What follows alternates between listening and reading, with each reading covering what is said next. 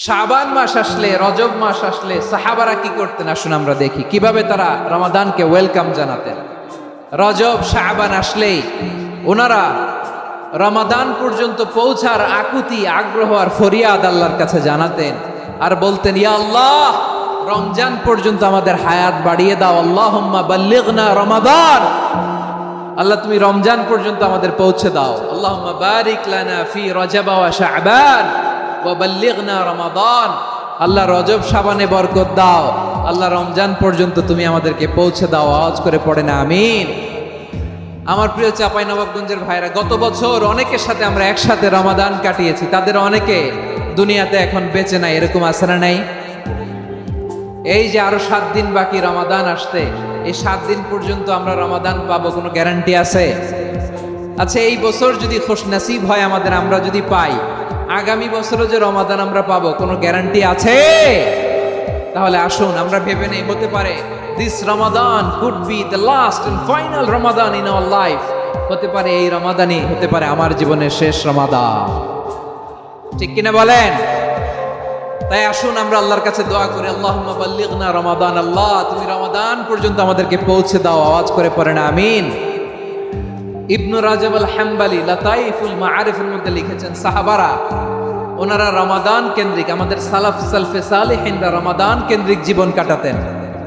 ওনারা রমজান আসার 6 মাস আগে আল্লাহর কাছে দোয়া করতেন, আল্লাহ রমজান পর্যন্ত পৌঁছে দাও। রমজান চলে যাওয়ার পরে বাকি 6 মাস আল্লাহর কাছে দোয়া করতেন, আল্লাহ এই রমাদানে যে ইবাদত করেছি, এই ইবাদতগুলো তুমি কবুল করে নাও। সুবহানাল্লাহ। তাহলে পুরো বছর রমাদান কেন্দ্রিক জীবন। রমজান আসার আগে 6 মাস দোয়া করতো, আল্লাহ আমরা যেন রমজান পাই। রমজান চলে যাওয়ার পরে বাকি 6 মাস বলতো, আল্লাহ রমজানে যে ইবাদত করেছি এগুলো তুমি কবুল করে নাও। সুবহানাল্লাহ। আবার এই শাবান মাসে আল্লাহর হাবিব সাল্লাল্লাহু আলাইহি ওয়াসাল্লাম সবচেয়ে বেশি রোজা রাখতেন। কানা ইয়াসুমু শাবানা কুল্লাহ, সবচেয়ে বেশি রোজা রাখতেন শাবান মাসে। ওয়া কানা ইয়াসুমু শাবানা ইল্লা কালিলা, শাবানের অল্প কয়েকদিন ছাড়া পুরো শাবানটাই বিশ্বনবী রোজা রাখতেন। সুবহানাল্লাহ পড়েন। এই শাবানে আপনারা রোজা রাখছেন তো? রাখছেন? আল্লাহ তুমি কবুল করো, আমরা সবাই পড়ি আমিন। মাইকের সাউন্ডটা একটু উইক মনে হচ্ছে, একটু স্ট্রং করতে হবে সামান্য। মাইক অপারেটর যিনি আছেন একটু স্ট্রং করবেন, আমার শাউট করে কথা বলা লাগতেছে, একটু স্ট্রং করবেন মেহেরবানি করে, মাইকের সাউন্ডটা একটু স্ট্রং করবেন। প্রিয় ভাইরা, এই শাবান শেষে আমাদের মধ্যে আগমন করবে রমাদান, এবং এই রমাদানুল মুবারক আল্লাহ তাআলা আমাদের জন্য সিয়াম ফরজ করেছেন। কি ফরজ করেছেন?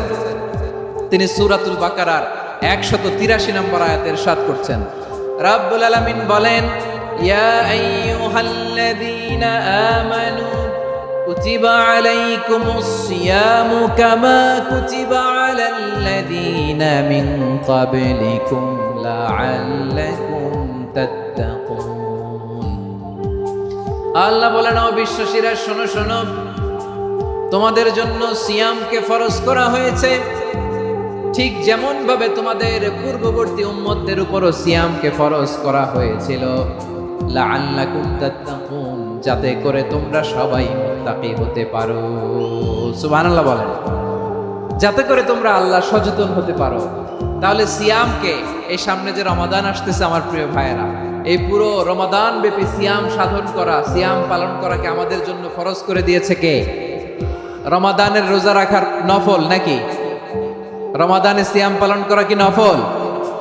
সুন্নাত? তাহলে কি ফরজ? আওয়াজ করে বলেন, রমাদানের রোজা রাখা কি ফরজ? এটা শুধু আমাদের উপরই ফরজ না, আমাদের আগে যত জাতিগোষ্ঠী পৃথিবীতে এসছে সবার উপরে সিয়াম পালনকে ফরজ করেছে কে?